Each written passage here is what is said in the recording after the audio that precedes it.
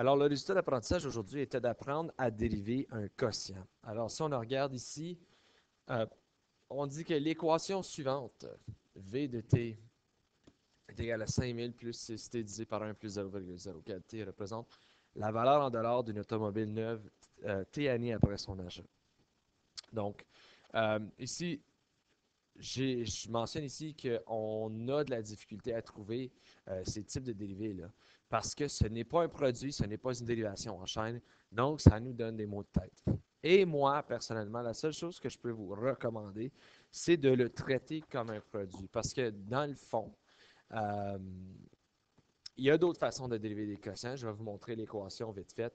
Mais la façon la plus facile de dériver un produit, un quotient, pardon, c'est de le traiter comme si c'était un produit. Alors, vous avez ici 6x moins 5 sur x au cube plus 4. Et moi, lorsque je vous dis de le traiter comme un produit, je veux dire de le réécrire comme ceci. Donc, ça, c'est la même chose que ceci.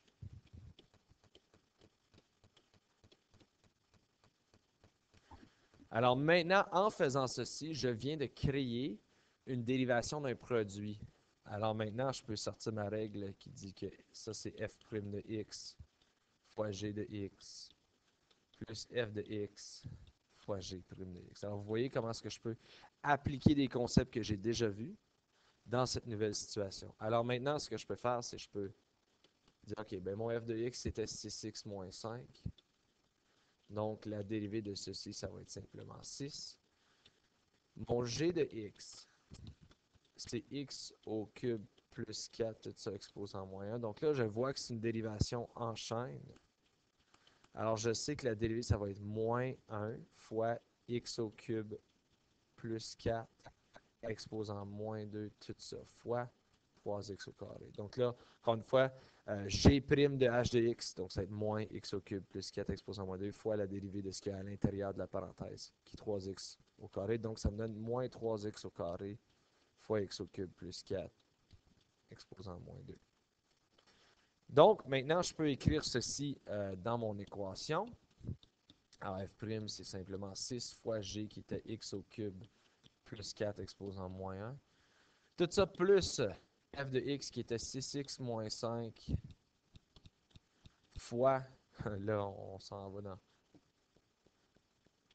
Donc, j'ai moins 3x au carré multiplié par x au cube plus 4 exposant moins 2.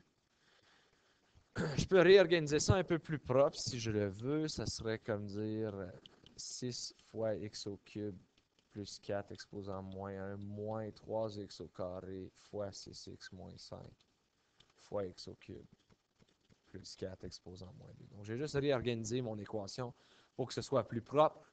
Maintenant, je regarde à côté factorisation. Donc, je vois que les deux, ils ont chacun un multiple de 3 en commun. Donc, je peux pour l'instant, factoriser un 3 en commun. Et je vois que les deux ils ont un x au cube plus 4 en commun. Bon. Les gens ont beaucoup de difficultés avec ceci, donc je vais le faire d'une autre façon. Je vais écrire avec une plus. Parce que si, mettons, je te donnais x au. Ben, attends, x à la 4 plus. Excusez. Ouais, plus x au carré. Donc, on regarde qu'est-ce que les deux ont en commun. C'est x au carré, le chiffre le plus petit. Et maintenant, ce qu'on faisait pour savoir qu'est-ce qui me reste, on soustrait le 2, pardon, du 4. Donc, ça me donnait 4 moins 2 qui est x exposant 2. Puis le 2 moins 2 qui me donnait x exposant 0. Donc, c'est simplement 1 qui me restait dans ce cas ici. Le même principe s'applique ici. Donc, vous avez exposant moins 1 et exposant moins 2. Le plus petit, c'est celui qu'on peut factoriser. Donc, le plus petit dans ce cas ici, c'est x au cube plus 4 exposant moins 2. Moins 2, c'est un plus petit chiffre que moins 1. Donc, en principe, moins 1 est inclus dans le moins 2. Tout ceci fois, parce que là, j'ai factorisé ça. Le 6, si j'ai enlevé 3, il m'en reste 2. X au cube plus 4, j'ai enlevé, ou j'ai factorisé négatif 2. Donc, tantôt, souvenez-vous là, que j'avais x à la 4 plus x au carré, puis je factorisais x au carré. Je faisais 4 moins 2 pour savoir qu'est-ce qui reste. Donc, maintenant, je fais moins 1, moins 2. Ce qui veut dire qu'il va me rester x au cube plus 4 exposant plus 1. Cause moins 1, moins 2. Tout ça moins. Alors là, je vois que j'ai x au carré qui me reste quand même. et 6x moins 5 qui me reste. Lui, ici, je l'ai factorisé, donc c'est comme si il m'en resterait 1. Alors maintenant, je peux regarder x au cube plus 4 exposant moins 2. Ça, c'est un exposant négatif, donc ça, je peux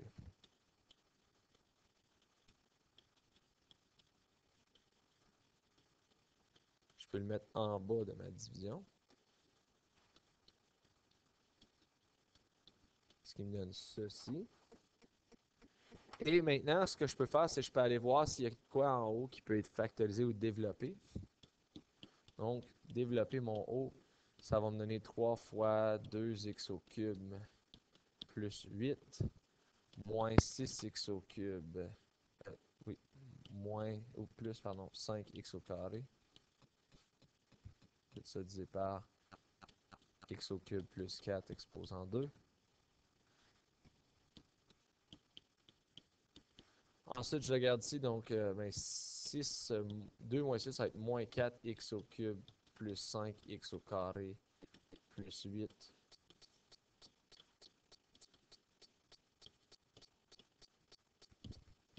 Et à la fin, je peux, si je veux, développer mon 3.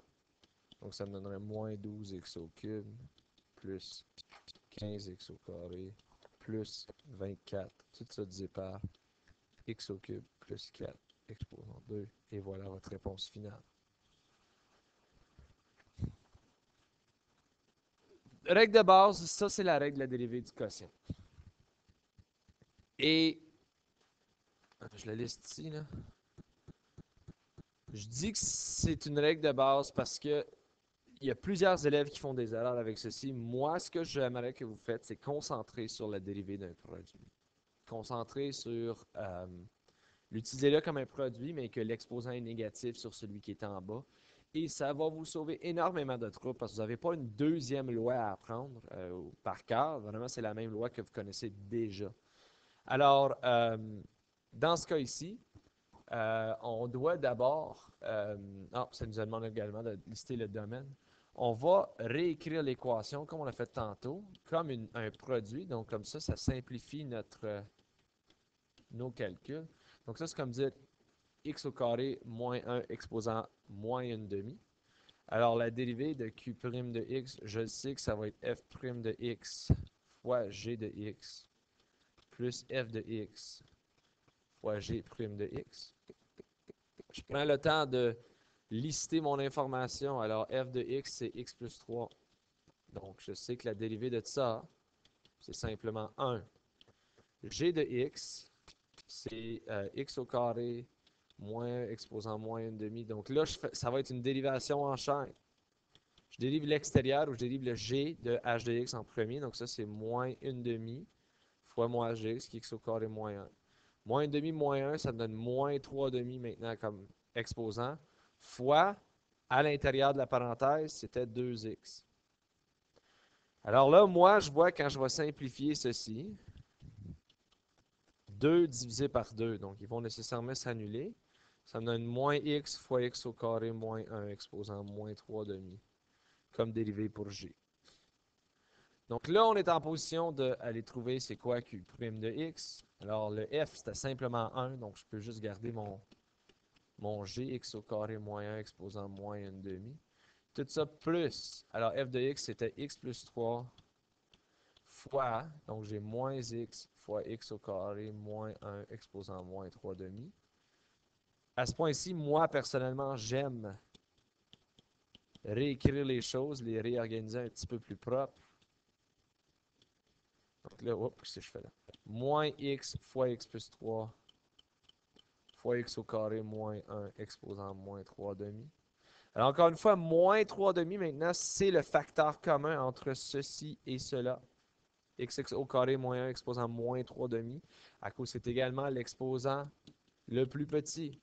Donc là, je peux sortir x au carré moins 1 exposant moins 3 demi fois. Donc là, ici, j'ai enlevé x au carré moins 1 exposant moins 3 demi. Donc là, c'est moins 1 demi moins 3 demi. OK? Donc là, ça devient moins 1 demi plus 3 demi. Donc ça me donne simplement x au carré moins 1 exposant 1 moins, là, il me reste x fois x plus 3 de l'autre côté.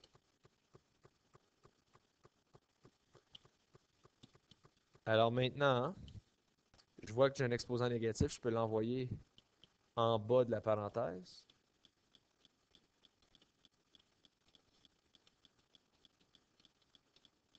Oh, pardon, il est maintenant positif. Alors maintenant, je peux développer le haut.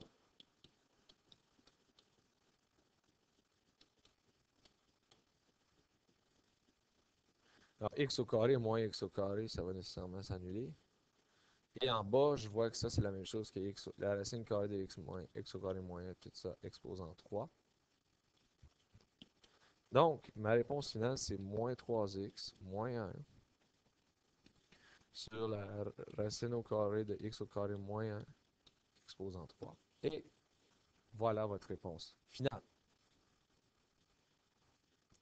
Ce qui m'amène à l'exemple que nous avions au début, c'était de déterminer la valeur ou d'être capable de trouver à quel rythme est-ce que la valeur d'un véhicule est en train de déprécier. Donc ici, encore une fois, je peux le traiter comme un produit. Et c'est tout le temps le but que je vous donne.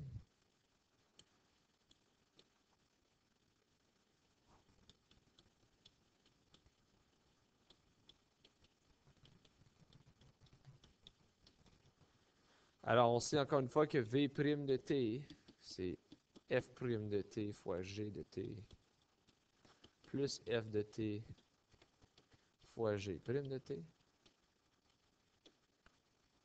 Donc, le F de t est ici. Ça va donc me donner 50 000 plus 6t. Alors, F' de t, c'est simplement 6. G de t, par contre, c'est un peu plus complexe à cause j'ai 1 plus 0, 0,4t. Ah, d'ailleurs, exposant moins 1. Donc ça me donne un G' de t qui va être moins 1 plus 0,04t exposant moins 2. Tout ça multiplié par 0,04 parce que c'est une dérivation en chaîne. Donc c'est moins 0,04 fois 1 plus 0,04t exposant moins 2. Donc maintenant, ce que je peux faire, c'est que je peux aller réécrire ceci. Alors, c'est 6 fois 1 plus 0,04t exposant moins 1 plus 50 000 plus 6t fois négatif 0,04 fois 1 plus 0,04t exposant moins 2. Donc là, je réorganise les choses.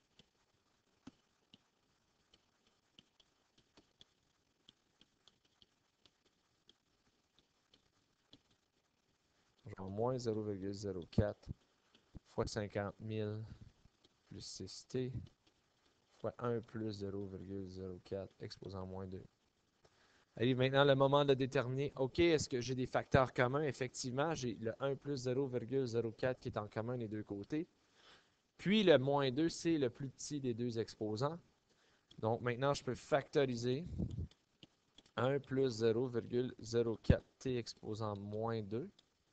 Ce qui va me rester, donc le 6 n'a pas été affecté. Mais lui, ici, j'ai enlevé exposant moins 2, donc c'est moins 1 moins moins 2, ce qui va me donner simplement 1 plus 0,04t exposant 1.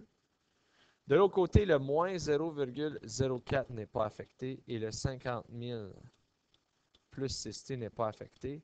Cependant, lui ici, je viens de le factoriser, donc c'est comme si on dirait fois 1. Donc maintenant, j'arrive, OK, parfait. Ça, c'est un exposant négatif, donc je peux le tasser en bas. Alors, j'ai 6 fois 1 plus 0,04t moins 0,04 fois 50 000 plus 6t. Tout ça divisé par 1 plus 0,04t exposant 2. Alors maintenant, si je veux développer ceci, on va développer le haut. Ça me donne 6 plus 0,24t moins 2000 et tout ceci moins 0,24t. On divise encore une fois par 1 plus 0,04t exposant 2.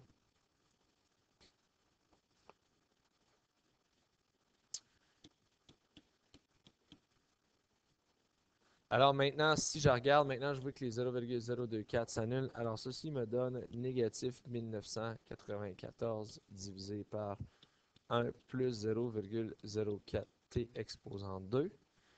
Et dans ce cas ici, on demandait aussi de lister le domaine. Donc, moi, je regarde ici.